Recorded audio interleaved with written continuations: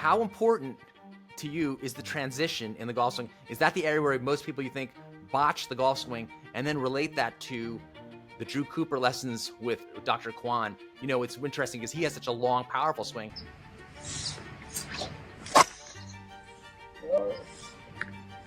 Well, that's getting scary. But he would say that he feels it only, like you say, halfway to halfway almost. Good point. The transition, Tony Lutzak, one of the guys that I've had on my channel, I've done a lot of golf schools with him. He said the quality of your golf shot is directly correlated to the quality of your transition. So a lot of people, Tony, with when I see them trying to do arms first, a lot of them are thinking like, okay, I'm in this like baseball throw, and they try to throw, or they try to skip a stone. You know, here, what is the direction the arm should move on the downswing?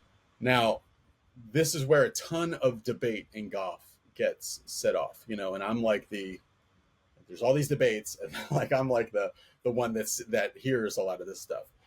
My phone, you know, it's interesting. Like a lot of teachers that haven't been on the channel will send me emails and things like that about this guy came on your channel, and like, you know, they don't, because the golf blood sport, the golf online blood sports thing was like really big 5-6 years ago, and then it fell off. Like I think the temperature got way too hot, and now it's coming back again a little bit, but it's not like what it was before. It was like blood and guts. The first half, you just define where the transition is.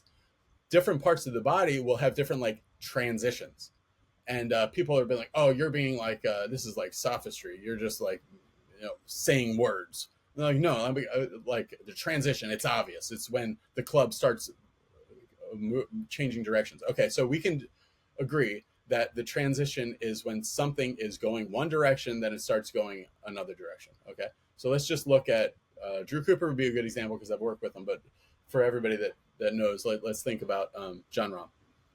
Jon Rahm, where is his transition? So people will say, like, look how Jon Rahm is really moving the hands fastest. I thought he was a guy that has this ground up sequence. He's really moving his hands fast from the top. You know, so does that mean that Jon Rahm is at the top and he's yanking his hands down and he's throwing his hands fast? Well, let's look at Jon Rahm's transition. So transition, we already said, is when things change direction. So let's just look at his hips. His hips will go to the right and then start going back towards the left. But when his hands are at like armpit level, his hands will still go more, but his hips have already gone back that way. Shoulders, same thing. His shoulders will go this way, and then they'll start going back the other way when the hands are maybe at ear level, you know, and his full thing is there. And then the hands will go back and then through. But then the club head, is that transitioning at the same time as the hands? No. The club head is left behind just a little bit, and there's just a little bit of this float load that almost everybody has because it's changing directions. So then the club head changes directions a little after the hands change directions. And what I've noticed in golf, especially with step drills, when you try to get people to do the basic Dr. Kwan 2-step drill, is you basically are, just like I said, you're going left, right. Some things are happening before the club even moves. Then the club goes back to the right.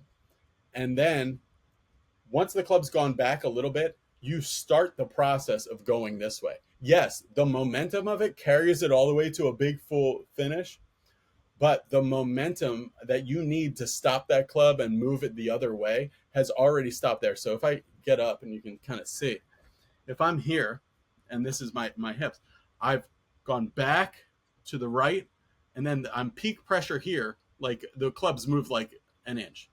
Then I start falling to the right about there. So as you go back, so push the recenter, try to bend your left knee a bit more. So even though the club's going back, I'm in the process of getting this thing moving back down. So I'm going here. So this has changed directions. So is that Monty Scheinblum's recentering?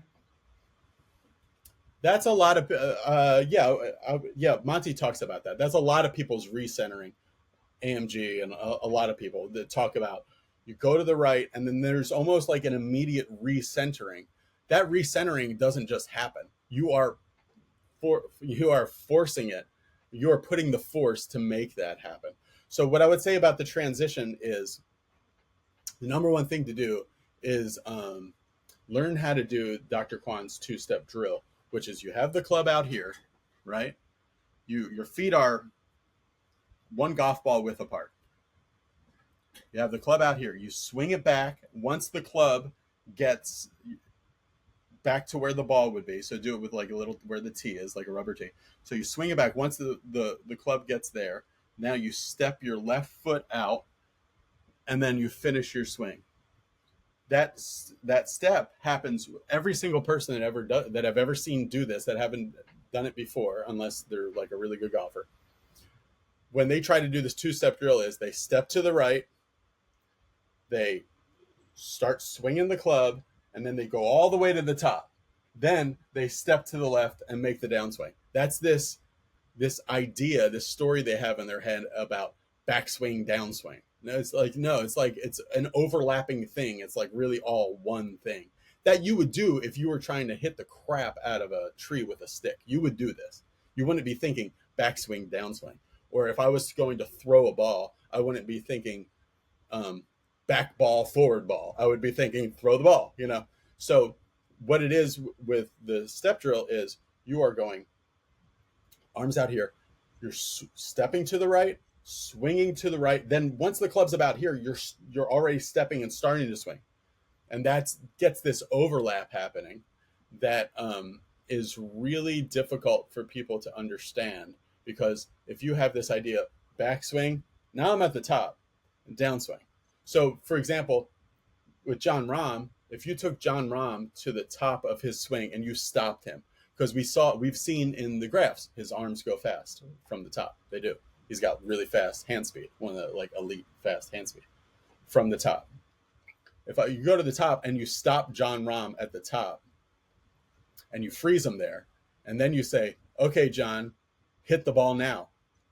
Are you going to see the hands go faster than the hips then? What will you see go first if you have John do a freezer? You would see the hips. Yeah. So when we see guys, Cameron Young or other famous people that have this pause, they don't go to the top and go like this, and then they see hands haven't really moved much, and this has moved quite a bit and slings it through. But it's interesting because that's the thing about the transition. While technically maybe the hips do go first, that's your feel versus real, because you have Monty Scheinboom pointing out that the gap is so minute, right? Yeah. So it's just interesting because with your feel versus real, in reality, maybe the hips are going a little bit earlier, but would the feel then be they're actually almost like everything's kind of working simultaneously because the split is so minute?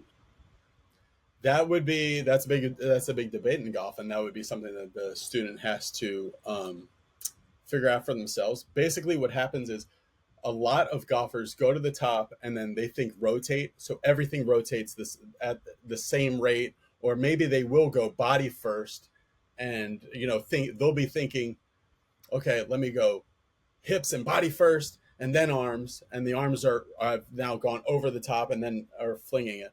So as a fix to this was a really big thing with Jim Flick golf schools in the 80s and 90s. They go to the top, and as a fix to that, they drop their hands. This is something that Tiger did famously on the Golf Channel. Drop their hands, and then so it feels like the body is following the arms.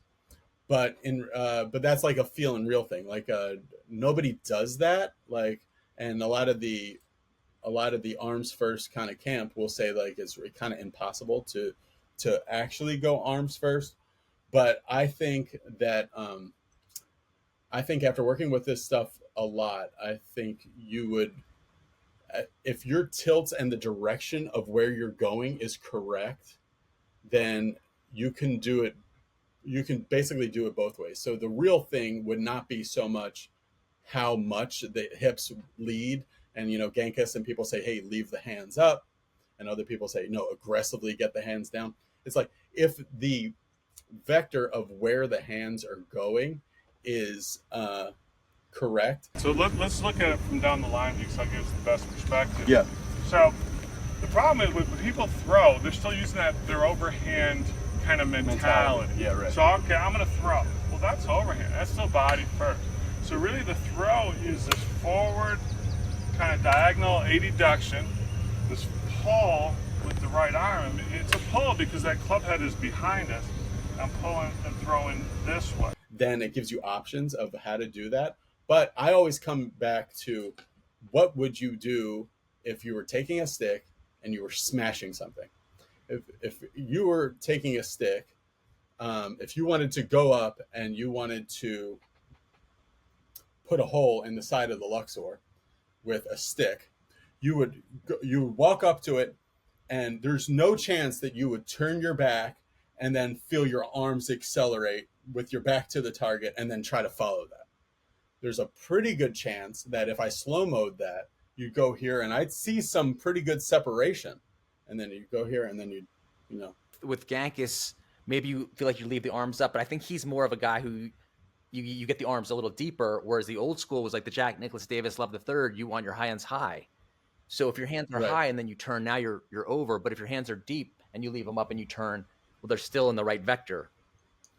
Right. For that, like, I think the guy that I did a video about this with, Dr. Scott Lynn, I think that has to tie with how you use the ground force, really.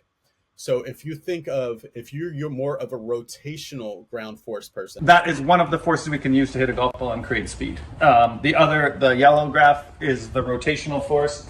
This is the one that's going to get us twisting or turning through it.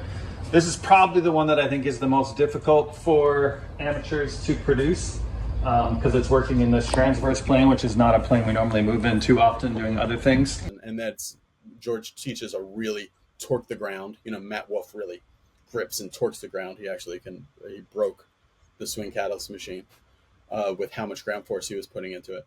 So if you're more of a torque and rotational person, that's how you get the speed, then you're going to be here, and then it's going to get even flatter. Like, you're going to be pretty flat.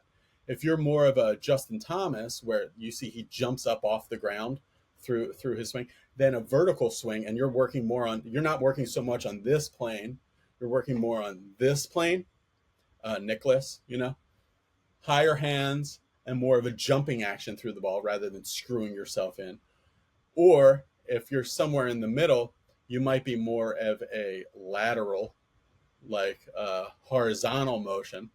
So yeah, again, it's a matchup thing. Like, a lot of teachers, like the answer that I hate the most is it depends.